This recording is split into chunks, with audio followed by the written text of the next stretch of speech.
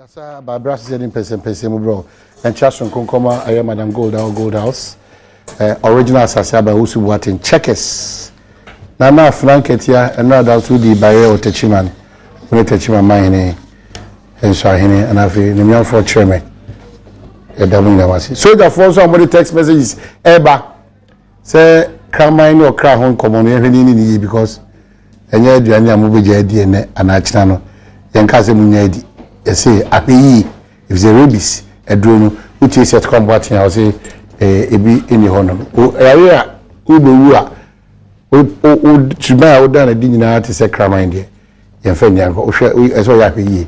And you say, a bonny team and a bonny cow, a honest in a friend's will be a Cramine, a drone, a shiny button, Bahos over state to come and take any button, would do a similar country as a drone, daddy.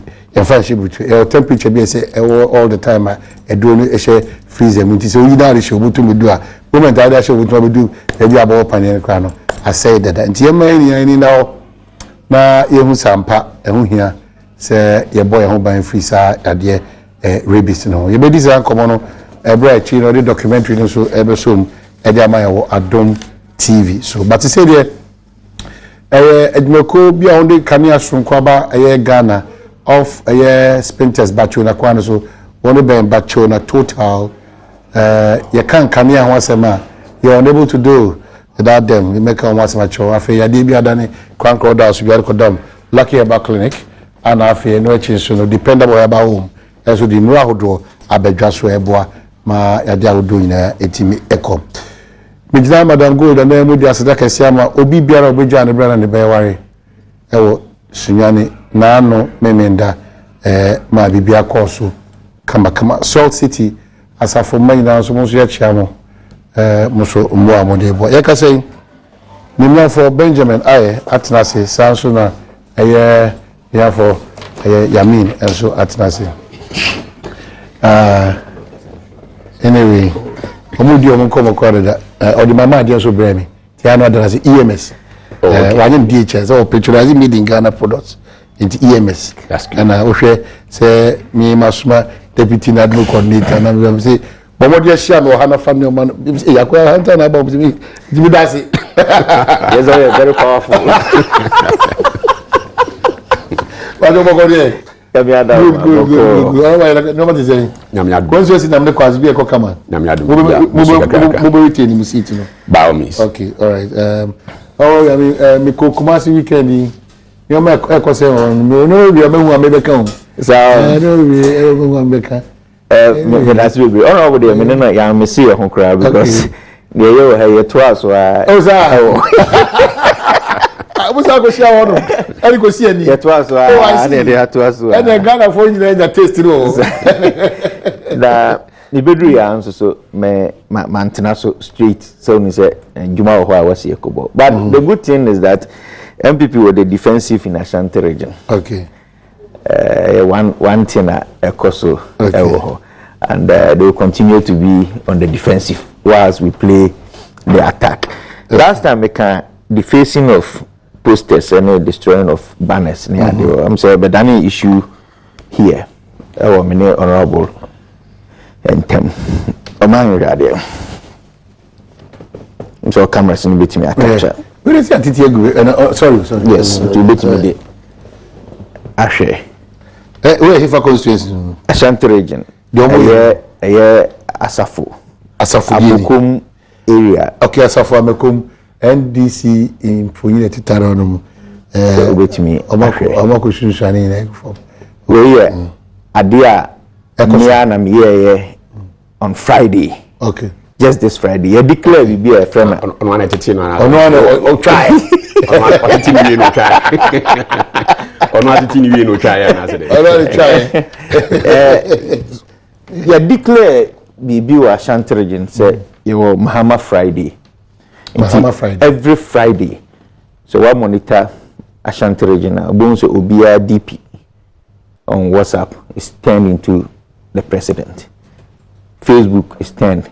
Bibia about NDC on Friday is John Mahama. And that Friday, Biano, so you move out near Bob Mahama posters, then flags. Interestingly, in Ashanti region, a man for Bob posters and Nago, we do it daytime. Now, say a Bob posters here, and everybody saw me actively being part of Adom. Then the next day, the MPP will spend time at the attitude the good form to say, make a picture idea actually. Then there is a problem. Okay, former, I mean, let me follow too quickly. Former Central Regional Minister, MP for Mpensenpensenmu. The sad news is that my papa, 82 years, Radiato Safreno, Nyame Adoma on the 8th of October, that was St. John Baptist Roman Catholic Church, and a shisha ebekoso. The Krakakwano, Roman Catholic School Park, Yakopen the Crab and Yanani.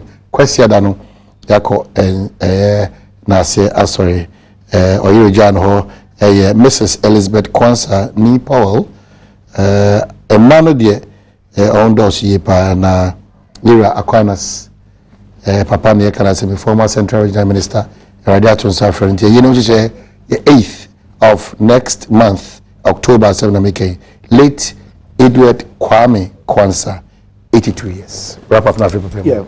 Tiema shata yako. Tinsi never kwako kujano. Ewe yenase. But the American say Bahama Friday no bekoswa. Nyame adom Friday way. The train is stopping at Asawasi. Friday way. And TMB before sign penny because the whole of Asawasi will be painted with the president's posters. Into a mumpem crofwa we are memenda on betting na they go. And they will continue because I bet to us what is here to Abana. I see. Yes. Bahama Friday. Sure. Hey, still what is a million 1 million? See we go so 1 million a post about a month what? People are spending time. Yeah, spending time. Say you baby about the bono approved by KM. Oh, did I was MPP for night today? Maybe I KM before night we come. Okay. But why should you do it in the night? Came before what I don't know na. I said Rotary Park come me to my. No, I'm talking about poster. Forget about Rotary Park.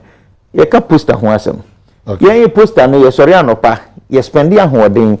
Oh, when you see the poster, who has some city. Okay, yeah, at least we be could be at better actually. Be a money now.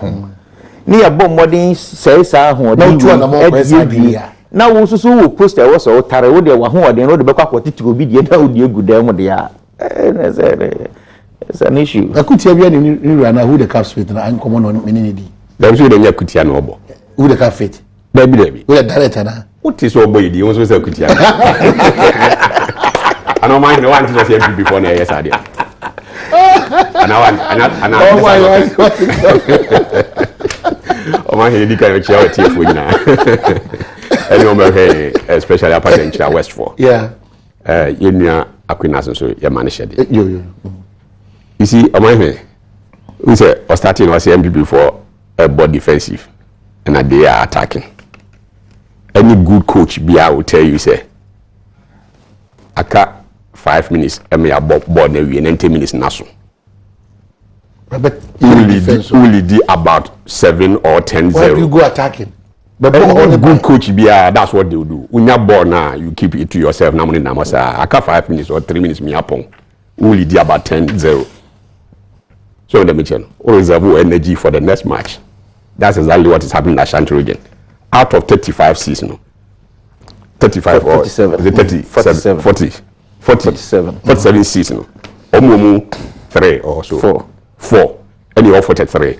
Now your new strategy DJ 4 no mukitan class abe kanye na your 44 in a no. I feel you could waste your time. I could do be posters echi. You see, all the MPP bemnu na yana a hard dream.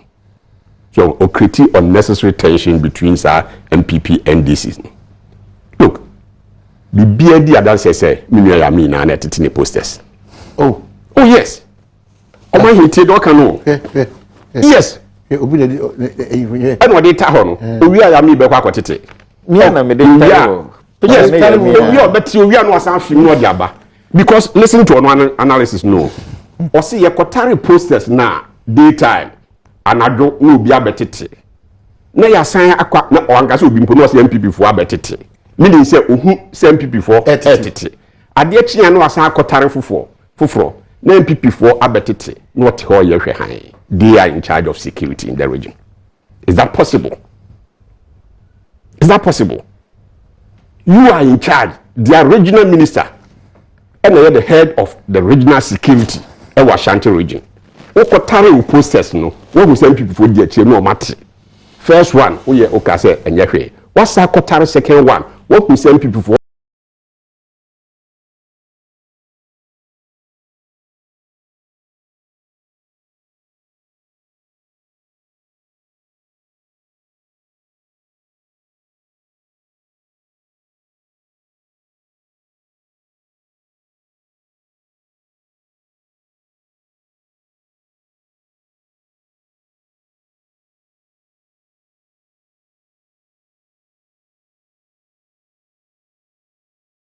Radio station ayedede. That is why I am convinced. Say, on one etinade, entina one, on to me report to mass security no. Entina two, no one can make any effort to guard their posters no. Three, on to me chi obia na on one say pictures, no jaba betina radio station they're complaining. So at the end one of Biana vigilant because I don't know who to happen just once. Who to can be why? Just say to yes, we dimpo nipa kono one, but say say MPP for na because perhaps said okay next nipa na about an MPP t-shirt and that's why you registered MPP member, you know him. To member otherwise, so nipa no so MPP card holder and that's why t-shirt shampoo there so be fake, obi abet match obi t-shirt akoye bi ensem but to be emphatic as an MPP need that so nipa no kra as somebody in charge of that regional security. Now the way you say one of across every day in day out. Now hana babet na did that. Then I am 100% convinced say we stage managed. On one also what baby on one corner as African farm you know. And was sending pictures of baby so obia why I didn't go. Ya mean it is interestingly because this is so idea I can ho asemi me sure say enye nne ene raise no wo me kai say the first time I raise posters I destroy no me nua sampan send you a message say MPP MP4 menshia north ono nso the aiden yatetin and NDC for na maiden yatetin obi be send by say omo ko among themselves nti adentina enye omamu bako and are destroying. And he said if Sampan is right to accuse the NDC for destroying omo MP banners ni posters then Yami accuse the MPP for destroying the posters. Okay, so the police should take charge. But anything the police should take charge. Actually, say a matter of the police taking charge. The police should take charge because say you decide they say posters any other poster apart from His Excellency John Dramani Mahama. You better tell me. You can't do that. No, men fan shema no. No, you cannot decide. No, men fan shema no. No, you cannot decide. Oh, men fan shema no because men can't say. Me say you decide ya. In decide. What will make you decide? Maybe. And inti because the police for now you might be forced to take that decision. And I'm just the police for now that is exactly what I said. The Ashanti police should take charge of it. But the time starting the defensive any attack and say ye giant TBM. Because we have the energies to be pasting more. And what the commitment of our people to be doing it. The dedication of the people. So, that is prepare the men. Be poster because poster me okay. And every Friday we the train is stopping at Asawase. Okay. And the whole Asawase be into no something won't find them. And from you free the next way but Kwame Nkrumah I think say from Asankragwa. Yeah. Or Hayes here I say one chia no me man chia na asembeba. Okay, so go for actually Bankwa specifically. We actually on the page. Nana Adom Dankwa Akufo-Addo Akasa say the 2016 presidential candidate for the New Patriotic Party, Nana Adom Dankwa Akufo-Addo, has appealed to Ghanaians to save the country from the despondency, hardships, rising cost of living, widespread cases of corruption, and record levels of unemployment currently prevailing in the country by voting out President Mahama in this year's elections. According to Nana Akufo-Addo, the continued stay in office of President Mahama and his government is a threat to Ghana's future, as every sector of the Ghanaian economy over the last 8 years has been in constant decline, coupled with the collapse of every social intervention program implemented by the Kufuor government. This is a very serious statement. Every sector is declining. Why? Defend your flag bearer and the MPP on this one. Am I hearing that say? Am I hearing this will be defended? Statistics no. What Nanado is saying, no, and we are close to getting to the ditch. And I'm saying statistics no. So, it will say, can you idea say will be exactly. I think I mean or cause you move on. Okay, so be a dear dance. Education sector by sector. You say we now day by the sector statistical report and the budget report maybe be good. Like you sector by sector. Performance. Overall picture no, you measure the GDP growth. So let me check. Consistently, President Mahama ebefa akunya no. Eswatisa from inheriting around 10% thereabout from President Mills. CCI can say you grow around 3 or 4%. That is the bottom line. Over a year, Agrica and Ukraine, call about 0.05. I think after the review, the last review of the data, no, so Master Gradia called 2% thereabout. Agrica a grow at 7.8 or 8.1% under President Kufuor. At Abasa, they about 2.1. About this 2%. So sector bia sa nina sutia na eti. It is because under President Mahama, anyone kuye individuals no out there na no bibisa omo oman kasanhwe oma sitinem. Whether say asema na nado can no cry na say enya no cry. What they say the statistics no to change because we be na appreciate the statistics now. Na you need an nado some kind one by one. Say from the despondency and quality here day say ya pub samanfo ahu akwa ahu chirimu amach say I say and that's what any baby abi. How many of our graduates in a really power that's what say under Mahama or China will be near Jumebiaye? How many of your youth now any chance to go to school? And or what any that's what in see be so say and pampa under Mahama no a Jumebi and as be papa be a be free a moaba. Or say hardships are Mahama the Yakushim. And what individuals out there in Misa almost a Ghana CCIT. Enipa hen and omoto wom. Omahne. CCI also a B school. So yeah MP minim ebia at your level the ebia mo. Amanfo nim nti amanfo ntata. Pressure. Send the banya admission to various schools academic year na start. Various education institutions EB. Na scout the betria fees. Those are your continuing students. Media, me sure say for political internet, ebi obeka say nyan kre. Nanso no, with his position no, and face no, me sure say man for him nipa, and people may be going to him seeking for me say I'm be to your fees and ask I'm be bomb ho dia koi. O man him how many people make me tua or light bills, water bills, even transport, not to talk of a DDA.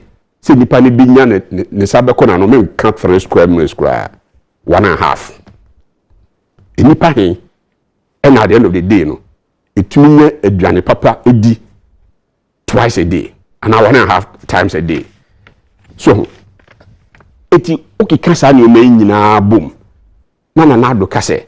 And that's so anyhow under President Mahama because they've been given the chance for 8 years. Ibesi usu ankia shewma. 8 good years near de akunyama President Mahama ne NDC for. Na ye daya ya wantumi ankyere nyame a 4 years we no kura no nim se me kwa mesa ba nkyɛn abesre 2 years fi hobio no kura no wamfiwa wo sama na another 4 years eno no onim se okwa won sama ho mehia wo hwe bio no eno no obeba ba hwe life under John Mahama are terrible. Etia me say dia me meka no we should be different we be different ya to am the people out there to school exactly see be a school easily know what to me kutua wo ma fees a eya wa wasem while you decide it for yourself say o light bills no ba na you comfortable with it say wadwuma mpon for the businessmen out there not only the businessmen but all my was small ebia ne salon ne barbering shop and as otini cold store bi turn nam and otigum turn ade no say sales no kosra o man ni mpon o sales be kosro say kosra it's up to you while we decide so for the mission it way they very easy very easy say man for no between you determine say and for the past 4 years masitiremu ekoyi ana okay cases here they will jump into infrastructure and you see school and you road ya say abia yes anyomani bi abia because among here say tie nyina yakọ school me nya sure say mu biti ha ma ye call Mahama e block ni bi mu school including President Mahama na ankasa wan ko sa school no bi mitie ni nko hospital a Mahama na si yeda sana Ghana for do na Adom so nko hospital a Mahama na si yeda so that should tell you say abai ba oye road oye hospital o si school oye we o should do so a na ye bia to aso but in addition to sanyoma no basic infrastructure abai bia ye bi no providing nsuo ni ade no in addition to that no a day na abutu dia ka ho and as a day na adbeka ho me nipa no ne ho so ayeden ahare no kakra day na adbeka ho after all what is the essence say when you be hu kina na onan si ho what is the essence say hospital si ho na wuniska and as a ode what you oba awuram na yesi tueska bi ansani ya to duro dia mano na wuniska be 20 wani tua pa na oba no ewu sanesi esi be bitam say man ye man o mahini nyame adawroma ebi nto ye yankasa direct but the people out there thousands of people out there within a dish be are rushing into a hospital structure nisi ho na aduro yeso nkotomra na ochi pesika bisia kura wonya bi mbɔ mfa nkunkutua na abeba na sabe bia odihye no ahwe ne nkwan na ase ne yare no eye west I na be appreciate the AK say it's not all about just the structure. All right. What is the point? Say school days ho. Now oba any admission to maybe Wesley girls. And now to Legon. Now we yes kan konkutua ne fees e manenko school. These are the issues I can say. Eti e was a ban no besides infrastructure obi aba oye bia ono so ye bi no. Also utua na mo bia e betumi ama amanfo no ho ahare omo. Now, ometumi live a decent life. This is what they are not getting. I see. Ghanaians are not getting a decent life. Just say once we are not getting a decent life, we are not getting a decent living. Exactly. Okay. Now, yeah, I mean, now we go through where we are not saying any extension. GM Traso.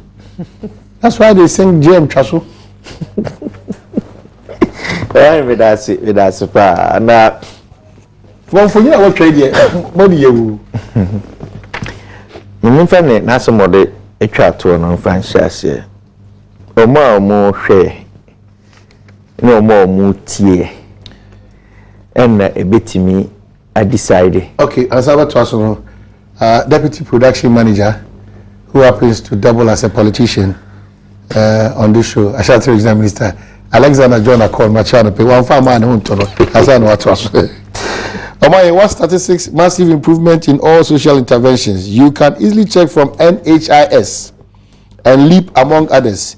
Check the cost of food under the president and you realize that Nanado's position is not backed by facts. In any case, what is the difference between this statement and what he has falsely been saying all along?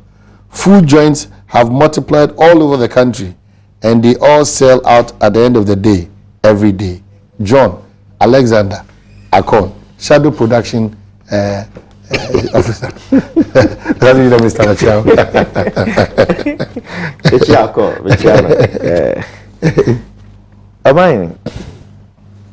You see, Mitiana Nado ne MPP, and Yaman Wango. Because apart from so on Beckanway, only to mean cousin for Frubiabim. And you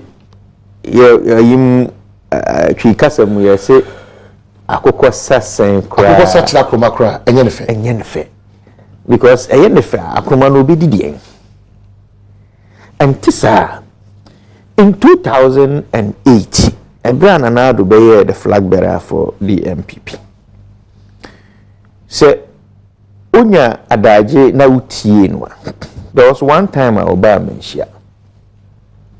Oba ye no oba otikokoso otumfo efie no. Na asema woka ye ewo menshia eno ma hinu betimi akọ no akopete ibi. Na wabo ama otiefuo ni na eti. Ose oba ba betua kufuo adwuma pa odi ye no so. Wasi school dan. Wasi ayaresabi nso de omo obo Ashanti Regional ba akope no mutimi bo accident and emergency, which is an extension of Mfanchi Teaching Hospital. You see what what I mean is extension or rehabilitation or expansion. I mean when you talk about extension, now so we are there, then you also see a boom in 4 years, also 1 year. Then you have a problem. Meba. Oba mention one kasi disikabu obi botomo. He was touting the re-election of no party, not based on Sikebu Botomo. Because in Sikebu among for Boto and President Kufuan Kokawo Buaka, so Obia was saying who children be an independent quadrifo. These were the exact words of the sitting president then. Oh, Menshia, none were rally Nazi. So if Yen to Abama MPP because President Kufuwa ya kwany, because President Kufuwa si hospital, because President Kufuwa si school dying, we transform some schools into model schools. No in Ashanti region, yet me bo only Kumase Anglican cast. Ye mofo frobia amfanka ho bi. Ona ho pese obebo. O just me kai. But I cast dey me kai because I change some time be send ya bro.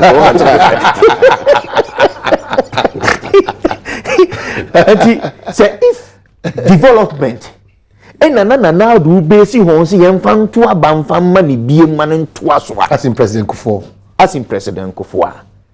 na se na do gina ho no say this same development development aban bi aye no clear honorable aban bi aye but aban bi dia wo ye de o take aban miensa edi nanim beba e de no wo ye ni sesi ye. Which means that Aban Miense Bedin and Nimbebano can decide not to even go into infrastructure development and use whatever amount of money to get into the one sector of the economy that you talk about, finance. Because, say, accident and emergency inquired to me an achievement for President Kufuor and Nana Danko Akufo-Addo in 8 years of Ashanti region there. Now we say Abaya Waba we see hospital Bakuba Quinsia. Giving the region a regional hospital. Also 1 year. So if you talk about schools, now the only one you can talk about nunti amawa huodinsi and aba foforo nsan fama. It says something about the catch say you're turning cars into a model school. Now we see abaya waba. We see schools are for brand new in addition to cars na no. Now honorable say nipe area school no do not see a future employment there. Then seriously, I can understand the honorable. Because our schools, you never, need some time a free in school now, woman, you do be a show. Some time will go on retirement, normal process. Because Ochara deal with school, will be you. And it will be a yachra, what we university as a teacher from UCC or whatever. Now, person or bachelor at the onya at climb bachelor because class school now, you should cast because sometimes then say I mean you can say the Abidjan school now you see what for will not be taught by Sampano, but somebody else. When we are school, only school because the existing schools need has been filled. And this we are talking about 200 of them. And honorable will say, Nipa area school need the future of employment. This extension hospital, Confirmatory Teaching Hospital, as the doctor for SI bed and the cancer system. The military hospital, which is a 500-bed hospital, doctor for room. Do you know how many nurses will be working there? And all these are not the existing ones because you go for confirmatory in Congo. Obo party in Sabrina. Yeah, baby, I suggest Oba. And I'm glad then I buy the buy and I buy the buy. I want they will see accident and emergency data too. Now will be a scene. Siana will see another 1 year.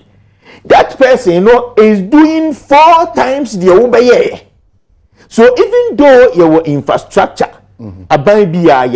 it is only the NDC government and the Abba Etimiabu market baku and Nayagu from Ategu and is bringing all of them up.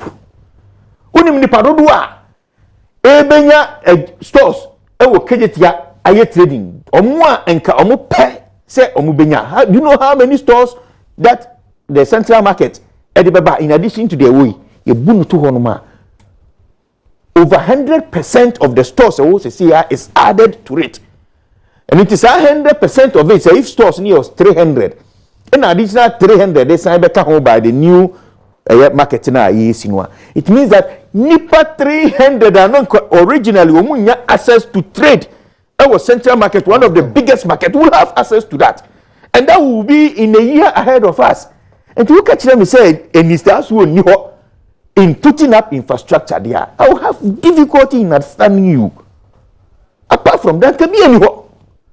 So a government that goes into rapid development.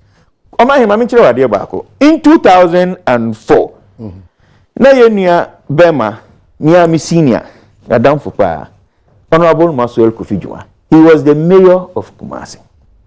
Opako Kumasi.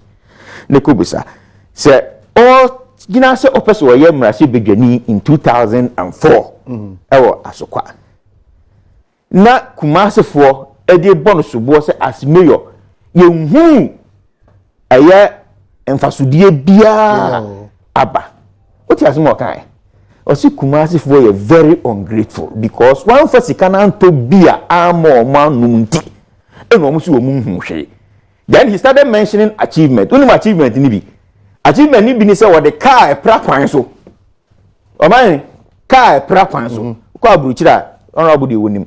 Car ni bi wa na ma na e pra kwan. Sa car na de ba ya be si na ko akokuma se na ko car ni bi ani ho. And these were one of the reasons why he says say Kufuor na aban abeye bibi wa Ashanti region. Car e pra kwan so. Ye de aba. Ye pra kwan so ye fin afiri ho. Ye see fence wall after school, yeah, portals patching. But we see the people of Kumasi person conference coming to be a man, and because they are not enjoying beer, Coke, Fanta, whatever, but development is not about beer. As at that time, he wasn't talking about economy. He wasn't talking about employment. He wasn't talking about, say, a friend is saying GDP growth across rule. He was talking about transforming the metropolis. I know a chief executive. I see. And if a new year was good, it made it twice or two about the mouth. Then a government that has come to do 3, 4, or 5 times better in terms of development. What do you mean by that statement? So about then 3 times, 4 times, 5 times. What's the meaning of that statement? I mean, say, about 3 times. So if you pick the health sector, yeah, I will hold man. But the health and cry, I can't be brisa. Nyanko water. It can't be baku be briana, a ajiji among force. Nyanko water. President Kufuor beto or Abidam, or beto Barakese Dam, or by an amampong, you na gu in your collapse completely. Your mama, Meba. tie ma o mame men kan ma wonka Eso obeya na. O mame men kan o de nyabotre o mame men kan bre no abota ma ni ya sem 15 minutes. Ability. Whatever. Man ba is almost 15 minutes. It's me who in position for now. Ya kasa be etie fansuo o mampenye John Dramani Mahama bae de president Kufuor yeye a osiesie o wabe no sie o barakese otoa so but watena siasa de eye mamponsu a na enya adwuma complete ye sika awuram ya pagya si ho owie yansi ho a o ya san tu fufuro e okumawu a new water project a eye NDC na ba ni otu form no si ho. Oh, and you say don't go there. Those 3 cases they don't go there. Kumawu na Konongo Kumawu ne ehusika even the commissioning was done by honorable the contest were Madina Abubakar Sadiq. Yan commissioning no me patch say ono cut his son the son was cut by his excellency the late president John Evans. Mon check my record from Hansa. Check right now. We'll come back. Him as a minister. He moved the motion on the floor of parliament. But on the 3 case, the initiation, there was an initiation by the MPP. Missing you and a mature minister or move the motion for the approval of the rule. I know. Mature. Mama Keka will quickly. Sampai dia, but Sampai. Has Yamin forgotten the Kumasi Boli Bamboy, Kumasi Accra, Abuakwa Bebieni roads? And this one says, in all this in Ashanti region, it's amazing when Yamin meets 10 trained members at Conforna Teaching Hospital Nursing School and tell them they will be employed when they finish with building some hospitals. Does he know the patient-nurse ratio in Ghana? Sampai. Honorable Nini say. Good morning, I attended a funeral at Teshima and met some 3 doctors. 2 of them were men, and then 1 lady. They told me that most of the hospitals in this country don't have oxygen and even common tools used for checking pressure. Yet we spend huge cash for buying cars and houses to some traditional leaders, Ekweadonkos and the likes. And it continues. And some pastors. I am at Obuasi and the pressure on me for school fees this time around is too much for me. This indicates how hard the system is. You can just imagine. For your information, Mampo Water Project, the funds were raised under President Kufuor's era. And this one also says,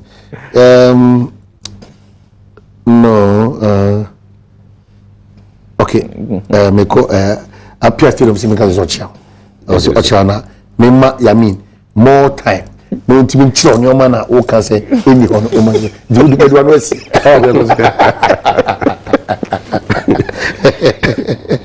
you see omani again MTI yen tumtum pon yi no is the way NDC for hu amamu omuhu amamu ne say you sit down baako you see road baako you see say ya ne no an. You know, does he know, sir, every year, number of students are from tertiary institutions alone, 250,000 young men are thrown onto the streets of Ghana. 250,000 graduates. CC Academy, I sure said numbers now because this data is about a couple of years back. So, then now we could see school down back home and now we could see hospital back home. You think, sir, and only the means to resolve this issue. Not to talk of graduates that is secondary school dropouts, nay, what have you, almost a system. No. It is a one thinking big, one pet comprehensive means be a bit to me addressing this youth unemployment. Now, but now, oh, teacher, Nina, you see down back, so school teacher for saying a absorb. Yes, a baby, but the situation at hand, no, and yet, there, that piecemeal approach. It's the same fear in a President Kufuor and Crawford by that time MPP by you who said I was to me the National Youth Employment Program EBRA. New thinking. Said yeah, but me I take a lot of these youth off our streets. While I taking them off the streets, now you increase education, let's keep the people in school. If you're not ready, say you're better, you be provide the jobs for them there. Tikomunko school 4 years. While you prepare them, it's better you prepare the job markets. No say, let's keep them in schools. Better than so you free schools but we also make schools to metre fee or brown critique avenues baby on bed obenya adwumaye. You see, governance there a event a continuous a. For example, ukotete kwashi interchange na say NDC for na ekopa besian bae na MPP ba na bebe to aso a is good. It is a MPP for kokoje loans ni bibia de ba na amamu ni sisa na aban ni sisa na mo ba na mo beto akonongo sa 3 case no konongo ne kumawu ne efere the other one bi any mampodi na mo beto nsuo no so a you don't take exclusive credit for it. But again, said ye making hwe na Kufuado eko Kumasi no what ya me auntie ni say oka President Kufuor achievements no one can't just the infrastructure Kufuor a building you. I see you see hospitals no, you see schools no, you see way. In addition to that no, you said to ya na mo bia e ma man for ahare wom. For example, see the school feeding program ba. Now we a parent, ka obani ko school ya obema 1 CD, e ma ne dia koto aduane adi e school. Now you keep the money amount ho ahare in the way. Yeah, the health insurance ba. Nkako hospital wa do sika na be kwa kotu ya but now uko hospital untu eske bia there. Apart from premium I bia watu ya earlier on. Untu eske bia e dia ho hareba. Say ye the capitation grant ba e bo ankora no school. Ye ka say ema ye nuan ma no ye ma me no ye nko hospital nko free a e dia ho hare e bre amanfo no. Say ye ka say ye spray cocoa farms ema kuafo no a free a so that bitchen e dia ho hare ema ayifo. So those are the youth employment program ba ye the leap sa ban empesika kakran fa so o mani bi ne o fa so ma se a e dia ho hare ba. Besides that so manage economy ni yie na loans interest rate on loans ni ade eba from a ema access to capital eye high tisama for to me call banks ekokoje business they also end up setting up their own businesses besides existing business no enya access to capital mom so tre omunwuma mu no in the process no e create more jobs no individuals be say hair salon bi no person or barbering shop no person or we say we cheap capital every year say kofa maslock e de buy ye kofa venture capital funds e de buy omo be say na bisan on what han bisan what is happening to the national youth employment program omo buy ye no na e be dane jida it became a vehicle on the loot maslock confirm issues you know they are there by name but it's dead. Yes, a dead. Dead take crank and secretary. Omu use the elutu or my resources. Typical example, Jida. Me now see yeah. Say Sada President na kum. Yemfa hihemra na sika nkohyem na enkreti ahohare kakra ema ne nkrofo na President na wa kum sika modi. So, it me catch say aban ba na person yema wo amanfo eho hare wo mo a. Don't just concentrate on infrastructure. Build other social interventions and other policies, economic policies. Papa Thomas said you Ibrahim Otakwa de bia da obo abaso na ohwepa so say opamchomuso asem. Please ask Honorable Aye whether there have been any good government before or after President Kufuor. Whether there have been any good government before or after President Kufuor? Oh, before there was one good one, Dr. Buzia. Okay. But Kufuor there no, so good one here can you, but the best our man yenya there, President Kufuor. All right. President Kufuor, a fee na se Ghana for. I know you're there about MPP for you. Afei na se Ghana for say man ya kwanja nyame pagya ne sana Ghana for man ya kwanja from next year no we be who the people be o chere President Kufuor you be who from next year. Somebody without a name says he loves your hard work but you should forget about this year's election. Osimen draw attention say Mpensenpensenmu any tafu new market no and na mojai money mo sabe kan don't know my guy. Market. Yeah. Abudi asa. Man see am stamp. Market. Am Zaki take kan no majani nyina. But oil light investment can you Juma na one di can be a ope bia no onya bi on any other accessories distribution boxes need breakers and actually garden lights, gate lights, table lamps and pendants, bulbs and tubes, indoor and outdoor lights such as wall lights, ceiling lights and antique chandeliers thing na bi Royal Lighting Investment Limited. Wanna check kwine old showroom one ma Bachona off Spinters Road, Kane Nick and Silo Gadino on Ben Bachona total for 0302 816 310 and 0302 816 311 and 0543 909433. Sounds your cost of that Lucky Eba Clinic. And then they want to tell on Krabatima could do Abidjan. Osho on Abidjan and Mitra every coaster. Abidjan Kumasi Pharmacy de Gabon behind First Petroleum. I want to be Lucky Eba Clinic. For 0277465855 and 0243201244. Ivory Coast numbers such as 44648262 or 45301980. Running say, why lucky papa? So I don't want about lucky herbal. Dependable. In rubber just be the Adom Co capsules and then the mixture Ekutia Coco team Adom Co ointment, maybe a cocoa a few Adom Coiplex. And so Eka a year dependable for 0272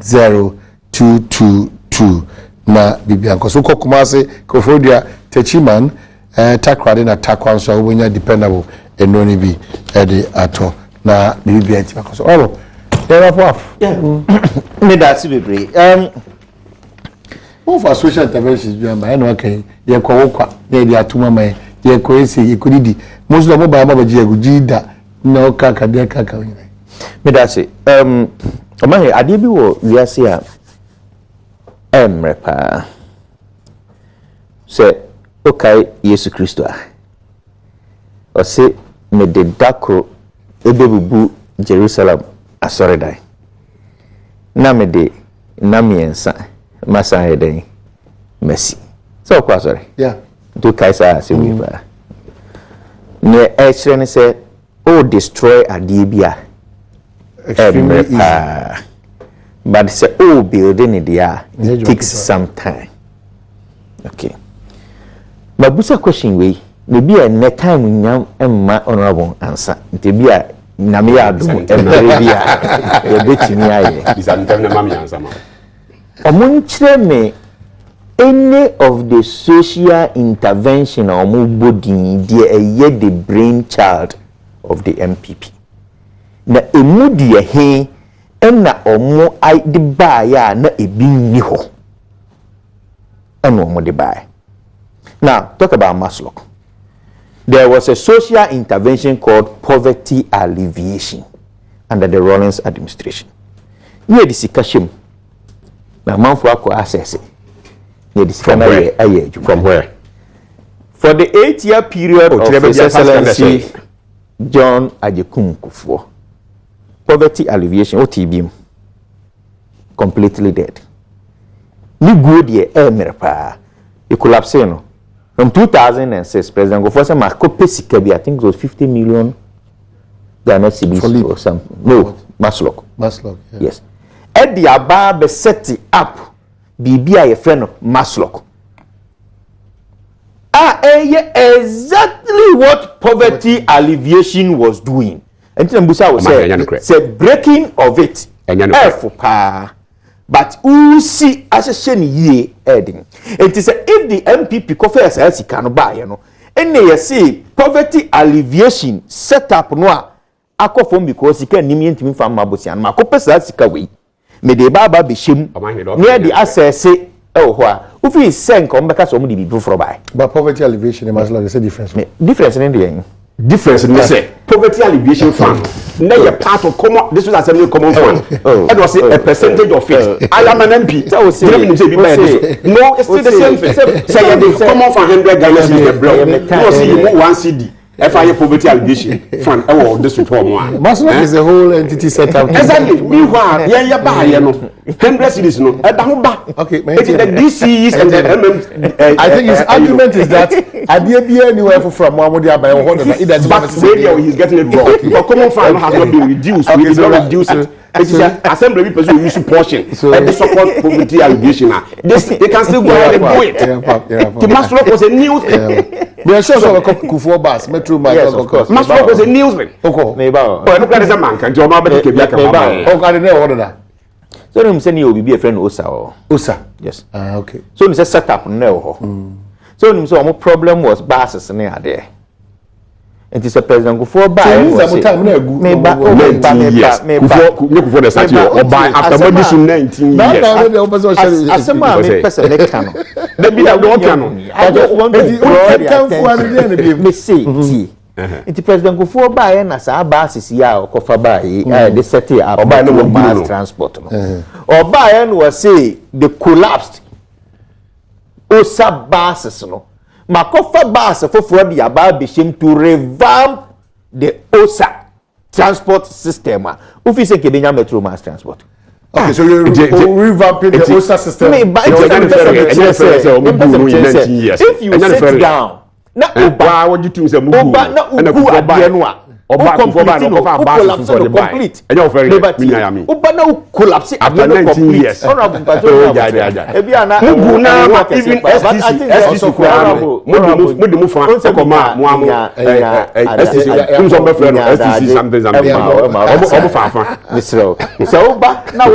STC deliberately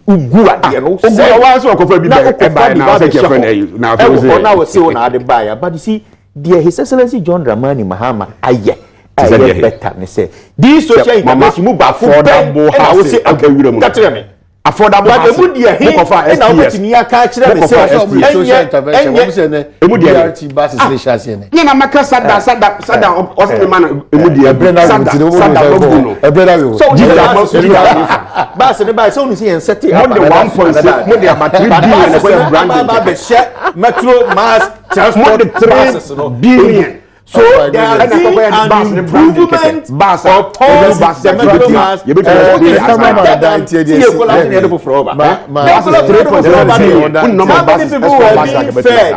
Under school feeding. How many people are being fed today?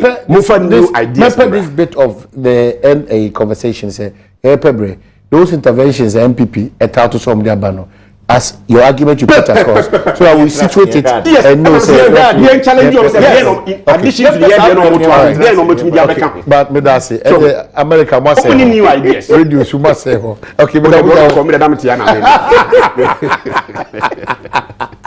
okay so we be asking before I crowd the Mongo spirit is still on right.